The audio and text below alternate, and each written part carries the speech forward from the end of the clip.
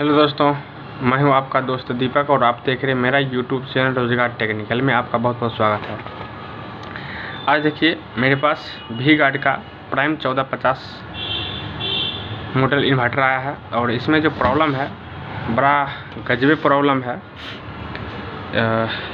इसका जो service engineer होता है वी गार्ड का, जो इन्वर्टर का सर्विस देता है घर घर पे जा कर के, जो इन्वर्टर जब गारंटी पीरियड में होता है, समस्या उसके भी समझ से बाहर था। और वो जो हैं कस्टमर के यहाँ गए थे और पीसीबी नया लगा कर देखे, फिर भी इन्वर्टर काम नहीं किया। इसमें जो प्रॉब्लम है, पहले इस प्रॉब्लम को आपको दिखाते हैं कि इसमें प्रॉब्लम क्या है। इसमें जो प्रॉब्लम है, जैसे इसको बैटरी से कनेक्ट करते हैं और जैसे इसमें इसका स्विच ऑन करते हैं, ये जो इन्वर्टर है मेंस और बैकअप और ओवरलोड का इंडिकेटर शो करता है और लगातार बीप मारता है। चलिए हम 12 वोल्ट कनेक्ट करके इसका जो प्रॉब्लम है, प्रॉब्लम से पहले आपको फेस टू फेस कराते हैं, उसके बाद हम दिखाते हैं कि क्या दिक्कत है। देखिए ऑलरेडी इसका हम जो पॉजिटिव निगेटिव है बैटरी का 12 वोल्ट से कनेक्ट कर चुके हैं। अब इसका जो स्विच है इसको हम ऑन करते हैं। देखिए स्विच ऑन किए, आप देख पा रहे हैं यहाँ पर एक साथ तीनों बल्ब जो इसका एलईडी है ब्लिंकिंग कर रहा है, मेंस का, बैकअप का और ओवरलोड का। आप देख पा रहे हैं एक साथ तीनों का तीनों एलईडी जल रहा है, बुझ रहा है और कोई भी तरह का कोई भी मतलब हमको आउटपुट नहीं मिल रहा है। ना बिजली पे काम करता है और ना ही बैटरी पे बैकअप देता है। तो यही इसका प्रॉब्लम है और इस प्रॉब्लम को किस प्रकार से ठीक किया जाए, इसी के बारे में आज इस वीडियो के माध्यम से आपको हम बताएंगे। इसका जो प्रॉब्लम है, मुख्य रूप से जो प्रॉब्लम था वो पीसीबी का भी प्रॉब्लम नहीं था, क्योंकि इसका जो सर्विस इंजीनियर आया था वो पूरा पीसीबी ही चेंज करके चला गया, लेकिन फिर भी ये प्रॉब्लम सॉल्व नहीं हुआ।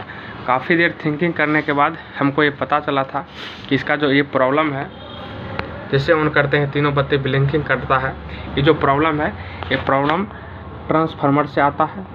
तो हम आपको बताते हैं और दिखाते हैं कि इसका जो प्रॉब्लम ट्रांसफार्मर से आता है वो कैसे आता है। देखिए इसका जो ट्रांसफार्मर का जो फीडबैक वाला वायर होता है, ये वाला पतली वाली वायर जो ट्रांसफार्मर से 12 वोल्ट 15 वोल्ट डीसी एसी निकलता है, ये जो पीसीबी को फीडबैक मिलता है, ये जो फीडबैक वाला जो वायर है, ये आप देख पा रहे हैं, ये वाला फीडबैक वाला वायर, इस ट्रांसफार्मर के इस बेंडिंग में प्रॉब्लम है, फीडबैक वाला बेंडिंग में। और क्या प्रॉब्लम है हम आपको दिखाते हैं। देखिए इसका हम फीडबैक का वायर निकाल देते हैं। देखिए हम फीडबैक का वायर निकाल दिए हैं, लेकिन प्रॉब्लम देखिए कोई तरह का कोई परिवर्तन नहीं हुआ। फिर से हम इसको ऑफ करके ऑन करते हैं, ऑफ किए हैं, फिर से ऑन करते हैं। देखिए अभी बैकअप का एलईडी जल रहा है और इसका हम फीडबैक वाला जो वायर है इसको हम कनेक्ट करते हैं। सिर्फ बैकअप का एलईडी जल रहा है लेकिन लगातार बीप मार रहा है, लेकिन हमको बैकअप वोल्टेज मिलेगा नहीं। हम आपको चेक करके दिखा देंगे, उसे चेक करने की हम ज़रूरत समझते नहीं हैं। देखिए जैसे फीडबैक वाला वायर यहाँ पे कनेक्ट किए हैं, तीनों का तीनों बत्ती ब्लिंकिंग करना फिर से शुरू कर दिया है। तो हम आपको पहले दिखाते हैं कि इस ट्रांसफार्मर पर जो हमको फीडबैक वोल्टेज मिलना चाहिए 12 से 15 वोल्ट एसी, पहले वो मिल रहा है या नहीं। चलिए हम मल्टीमीटर ले लेते हैं और एक मल्टीमीटर को हम सिलेक्ट करते हैं एसी 200 वोल्ट पे। सिलेक्ट कर दिए हैं एसी 200 वोल्ट पे और अब हम इसका फीडबैक वोल्ट आपको हम यहाँ से नाप करके दिखाते हैं, इसका फीडबैक वोल्ट मिल रहा है या नहीं।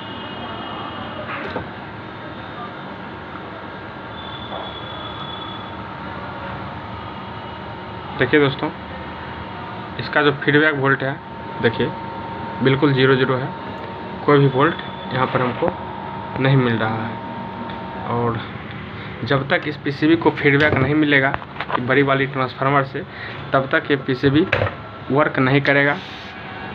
चाहे आप 1000 पीसीबी बदल दीजिए, 1000 बार इस पीसीबी को आप रिपेयर कर लीजिए, आपका प्रॉब्लम सॉल्व होने वाला नहीं है। ये जो प्रॉब्लम है सॉल्व तभी होगा या तो आप इस ट्रांसफार्मर को चेंज कीजिए या आपको किसी तरह से कोई भी मैकेनिकल बुद्धि लगा करके आपको यहाँ पर इसको फीडबैक 12 वोल्ट AC 12 से 15 वोल्ट AC दीजिएगा, तभी ये प्रॉब्लम आपका सॉल्व हो पाएगा। तो चलिए हम आपको ये जो ट्रांसफार्मर है, ट्रांसफार्मर को हम चेंज कर करके दिखाते हैं और हम आपको ये भी बताएंगे कि अगर आपके पास ऐसा ट्रांसफार्मर नया नहीं है तो ऐसा नहीं है कि आप इन्वर्टर को रिपेयर नहीं कर पाइएगा, 100% कर पाइएगा। बस वीडियो में पूरा बने रहें और वो लास्ट में बुद्धि भी बताएंगे, वो भी ज्ञान देंगे कि किस प्रकार से आपके पास अगर इस प्रकार का ट्रांसफार्मर नहीं भी है तो भी आप इस PCB को, इस इन्वर्टर को ऐसे फॉल्ट से आप इस प्रॉब्लम को दूर कर सकते हैं और बिल्कुल अच्छा से बेहतरीन ढंग से बना करके आप अपने कस्टमर को दे सकते हैं। तो चलिए फटाफट पहले हम इस ट्रांसफार्मर को निकाल करके दिखाते हैं, जो नया ट्रांसफार्मर इसमें डालते हैं और डाल करके लगा करके दिखाते हैं कि PCB वर्क कर रहा है या नहीं। तो चलिए वीडियो में बने रहें और हम नया ट्रांसफार्मर लेते हैं। देखिए ये मेरे पास नया ट्रांसफार्मर है, V-गार्ड का ही है और ये ट्रांसफार्मर हम इस इन्वर्टर से खोले हैं। ये जो इन्वर्टर है, इस इन्वर्टर से हम ये ट्रांसफार्मर को खोले हैं। स्मार्ट 1100 से ट्रांसफार्मर खोल करके हम बाहर किए हैं और इस इन्वर्टर का जो ट्रांसफार्मर है इसको खोल कर बाहर करेंगे और इसके जगह पर इसको हम लगाने वाले हैं। तो चलिए फटाफट इसको हम खोलते हैं। इसको खोलने के लिए देखिए आपको विशेष जैक तैक खोलने की ज़रूरत नहीं है, आपको सिर्फ और सिर्फ यहाँ से इसका जो पीछे के साइड जो आप देख रहे हैं 2 जैक लगा हुआ है, एक न्यूट्रल का और एक फेस का, एक ब्लैक और एक रेड, ये खोलना पड़ेगा। और एक ये अर्थिंग जो ट्रांसफार्मर का जो नट है उसके साथ कसा हुआ है, तो एक ये अर्थिंग का खोलना पड़ेगा और 2 वायर ये खोलना होगा और एक इसका फीडबैक वाला वायर जो है जो PCB से कनेक्ट है, एक इसको खोलना होगा। तो चलिए फटाफट हम पहले फीडबैक वाला वायर खोल देते हैं और उसके बाद इसका जो अर्थिंग है इसको खोल देते हैं।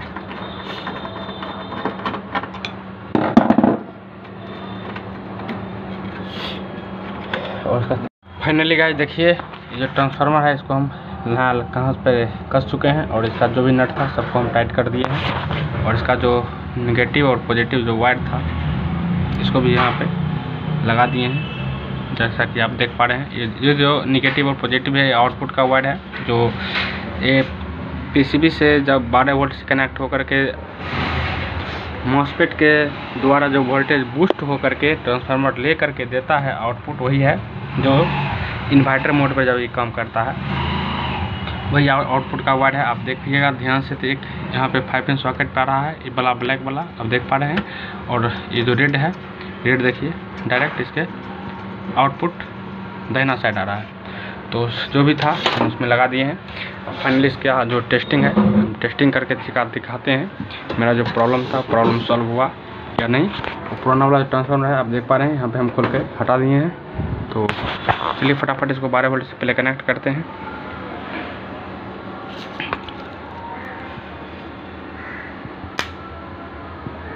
देखिए दोस्तों इसको हम 12 वोल्ट से कनेक्ट कर दिए हैं और अब इसका जो स्विच है, पहले क्या होता था जैसे जैसे स्विच ऑन करते थे मेंस और बैकअप और ओवरलोड का इंडिकेटर जलता था, लेकिन अब देखते हैं इसमें प्रॉब्लम जो था वो सॉल्व हुआ है या नहीं। देखिए अब ऐसा कोई भी इशू नहीं है, जो इन्वर्टर का स्विच ऑन करने पर मेंस बैकअप और ओवरलोड का इंडिकेटर नहीं जल रहा है, सिर्फ और सिर्फ बैकअप इंडिकेटर जल रहा है। आप देख पा रहे हैं बैकअप इंडिकेटर सिर्फ और सिर्फ जल रहा है। अब इसका हम बैकअप चेक कर लेते हैं एक ब्लोअर के माध्यम से, छोटी सी लोड दे करके इसका जो बैकअप है वो सही है या नहीं। तो देखिए मेरे पास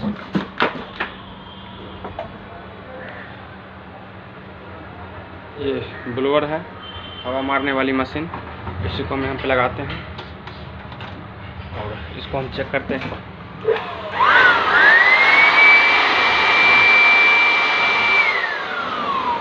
तो मेरा जो बैकअप था बिल्कुल ओके हो चुका है और अब इसको हम मेंस 220 वोल्ट भी डाल करके चेक कर लेते हैं कि मेंस मोड में मेरा जो सेट है वो काम कर रहा है या नहीं।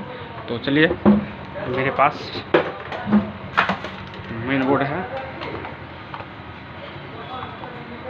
और इन्वर्टर का ये मेन प्लग, फटाक से हम इसमें लगाते हैं,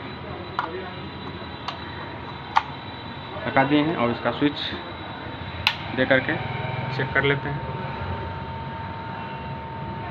देखिए मेंस ले लिया है, बैकअप का इंडिकेटर चला गया है और चार्जिंग आ चुका है। तो पूरी तरह से मेरा जो सेट है वो ओके हो चुका है, बिल्कुल ओके हो चुका है। इस तरह का प्रॉब्लम अगर आपके पास आता है तो आप इस ट्रांसफार्मर को चेंज कर करके ये प्रॉब्लम को सॉल्व कर सकते हैं। अब हम वो बात बता रहे हैं जो एक टेक्नीशियन को पता होना चाहिए, क्योंकि हर टेक्नीशियन के पास एक ट्रांसफार्मर अवेलेबल होगा नहीं जैसा कि मेरे पास था। तो क्या करिएगा, उस केस में क्या करिएगा, आप इन्वर्टर जो है इन्वर्टर को आप नहीं बना पाइएगा। तो ऐसा नहीं है, अगर आपके पास इस प्रकार का ट्रांसफार्मर बड़े वाला नहीं है तो क्या करिएगा, आप छोटी वाली जो ट्रांसफार्मर होती है 12012, इस प्रकार का जो ट्रांसफार्मर आता है 12012, इस ट्रांसफार्मर के माध्यम से इस पीसीबी में आप फीडबैक दे सकते हैं। किस प्रकार से, ट्रांसफार्मर का जो 12012 का जो होता है जिधर से 220 पड़ता है और तरफ से इधर 12 वोल्ट 15 वोल्ट एसी जो निकलता है, इस जैक को आपको पीसीबी पर लगा देना है जहाँ पर फीडबैक वाला जैक लगता है। ट्रांसफार्मर का जो जैक है ये खोल दीजिएगा और यही जैक काट करके इसमें जोड़ लीजिएगा छोटी वाली ट्रांसफार्मर में और यहाँ पे लगा दीजिएगा। अब क्या करिएगा, इसका जो पीछे जहाँ से 220 वोल्ट इन होता है इस वायर को काट करके एक न्यूट्रल पे जोड़ दीजिएगा यहाँ पे, और एक वायर आप फेस पर जोड़ दीजिएगा। आपका जो सेट है वो बिल्कुल ओके हो जाएगा और आपका सेट वैसे ही काम करेगा जैसे बड़े वाला ट्रांसफार्मर में काम करता है। इससे कोई इशू नहीं होता है। देखिए ये जो वायर होता है पतला वाला फीडबैक वायर, ये सेंस करता है कि पीसीबी में मेरा सारा कंपोनेंट सब कुछ ओके है। तो इतना कुछ करने के बाद अभी आपको हम ये भी चेक करके बता देते हैं कि मेरा जो फीडबैक वोल्टेज यहाँ पर 12 से 15 वोल्ट फीडबैक वोल्टेज मिल रहा है या नहीं। तो चलिए हम फटाफट इसका फीडबैक वोल्ट आपको हम चेक करके दिखाते हैं।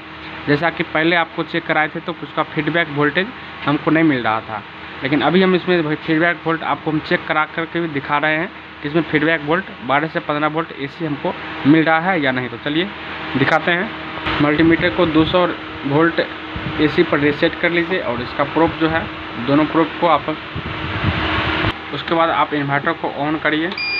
ऑन कर लिए हैं और आप इसका जो प्रोब है इस प्रोब को आप यहाँ पर लगा करके चेक कर सकते हैं। देखिए यहाँ पर आप प्रोब को लगा करके चेक कर सकते हैं कि आप देख पा रहे हैं यहाँ पर 14 वोल्ट एसी हमको यहाँ पे मिल रहा है। तो इस प्रकार से अगर आपका सेट ओके रहेगा तो आपको फीडबैक वोल्ट यहाँ पर मिलेगा 14 से 15 वोल्ट के बीच आपको। तो ओके कंडीशन में ये वोल्ट कभी मिस नहीं होता है, और जब आपका पीसीबी गड़बड़ रहेगा या फिर आपका ट्रांसफार्मर में प्रॉब्लम रहेगा तो ये वोल्टेज मिसिंग रहता है, और यही इसमें प्रॉब्लम था। तो ये प्रॉब्लम बिल्कुल ओके हो चुका है। तो देखिए दोस्तों, ये छोटी सी जानकारी मेरे द्वारा आपको कैसा लगा। अगर अच्छा लगा तो वीडियो को लाइक कर दीजिए, चैनल पर नहीं तो चैनल को सब्सक्राइब कर दीजिए, क्योंकि हम इस तरह का इन्फॉर्मेटिव वीडियो बनाते रहते हैं, चाहे एसी हो, फ्रिज हो, वॉशिंग मशीन हो, जो भी हो। अगर हमको लगता है कि इस पर वीडियो बनना चाहिए तो हम बना करके चैनल पर डालते हैं। तो हमारे चैनल से आप जुड़े रहना चाहते हैं तो मेरे चैनल को सब्सक्राइब करके बेल आइकन को प्रेस कर लीजिए। बाकी मिलते हैं अगले वीडियो में। वीडियो देखने के लिए बहुत बहुत धन्यवाद।